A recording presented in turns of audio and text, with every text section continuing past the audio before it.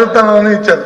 ఇప్పుడు సార్ మీ ప్రభుత్వ భవనాన్ని కడతారు సార్. అది వారు డిబేట్ ఎందుకు అవుతుంది, డిస్కషన్ ఎందుకు వెళ్ళారంటే వారు వచ్చి ప్రశ్నకి ఆన్సర్ కాకుండా ఉపన్యాసాలకు వెళ్ళారు కాబట్టి చెప్పాలన్న ఉద్దేశంతోనే చెప్పాను, మాట్లాడుతాను తప్ప లేకపోతే నేను మాట్లాడే సందర్భం కాదు.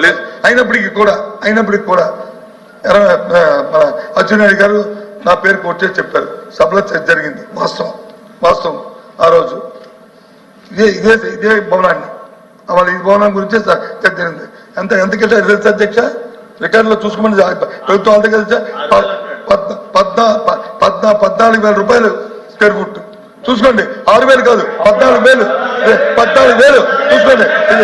స్క్వేర్ ఫుట్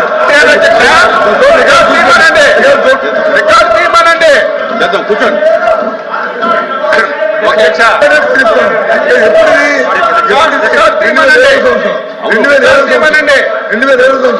ఈ ఫర్నిచర్ తో ఈ నాయుడు గారు నాది అయిపోయింది, నాకు అయిపోయింది. నేను తప్పు మాట్లాడితే మీరు సత్యం రికార్డులు అంతా రికార్డ్ అవుతుంది.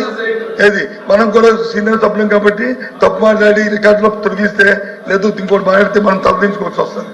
అందుకు తప్పు మాట్లాడింది కాబట్టి దయచేసి మీరు మాట్లాడింది చెప్పారు, మీకున్న అవగాహనతోనో లేకపోతే జ్ఞాపకంతోనో మీరు చెప్పారు.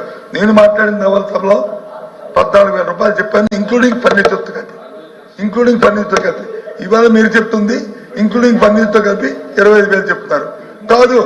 కాదండి అది కూడా చెప్పండి, తప్పు కాదని చెప్తే ఇప్పుడు ఫర్నిచర్ కాదు, ఓన్లీ కన్స్ట్రక్షన్ 25,000 అయిందంటే ఓకే, అది మీ తాలూకు స్టేట్మెంట్, ఇది నా తాలూకు స్టేట్మెంట్. Including furniture 14,000. కూర్చోండి, మీరు కూర్చోండి, మంత్రులు మాట్లాడండి, మీరు కూర్చోండి, మాట్లాడేది చెప్తున్నా, కూర్చోండి.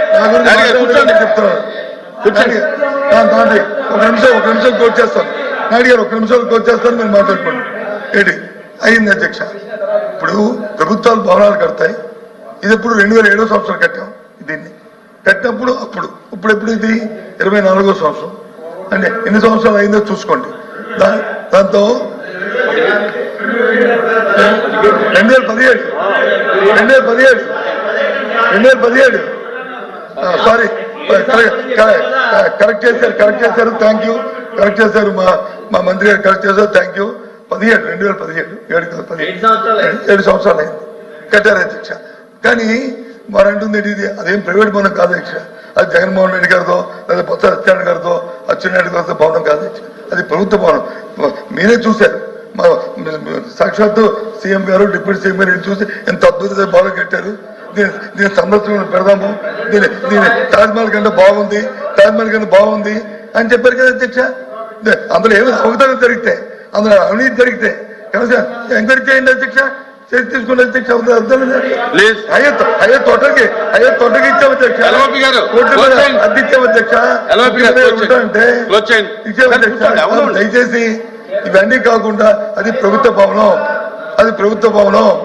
దాని మీద ఏం చెప్పుకునేదే ప్రభుత్వ భవనం.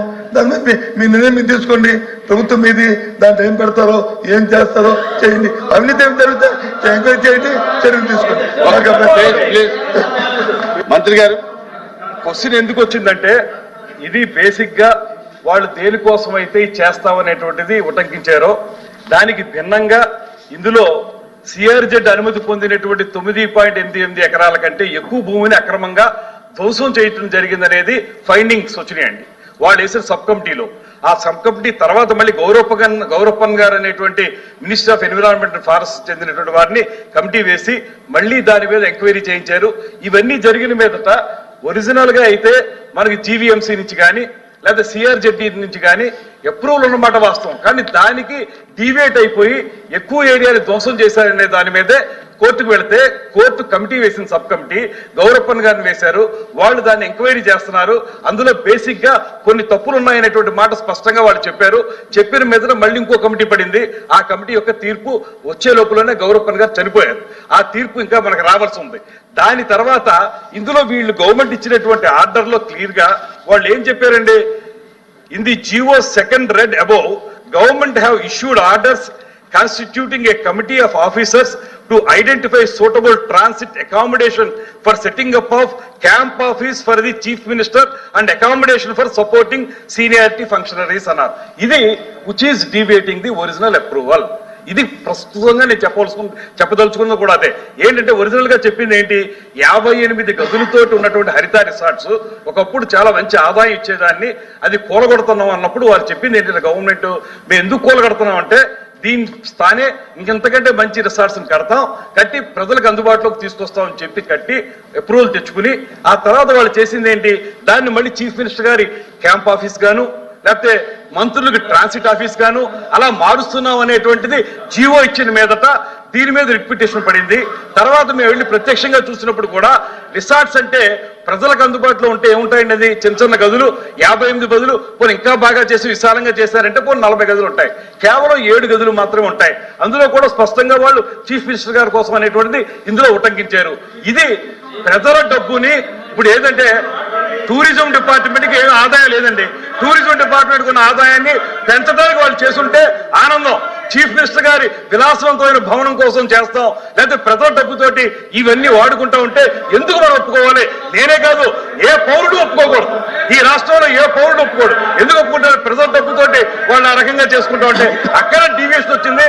కావలిస్తే దీనికి సంబంధించినటువంటి నేను రండి మీకు చూపిస్తా ఉన్నది కూడా ఏంటంటే, మీకు ఇవన్నీ చూపిస్తాను, మీరు కూడా ప్రత్యక్షంగా రండి, ఒకసారి మిమ్మల్ని అందరినీ కూడా తీసుకెళ్తాం, అక్కడ చూపిస్తాం జరిగినటువంటి అన్యాయం కానీ జరిగినటువంటి దుర్వినియోగం కానీ డబ్బు ఏ రకంగా వాళ్ళు నొక్కేశారో చూపించడానికి మిమ్మల్ని తీసుకెళ్తా ఉన్నాం కానీ రండి చేర్చుకుందాం అని చెప్పడానికి నేను కుస్తీ పట్టడం లేదు. Question number 13532, Minister for Roads and Buildings.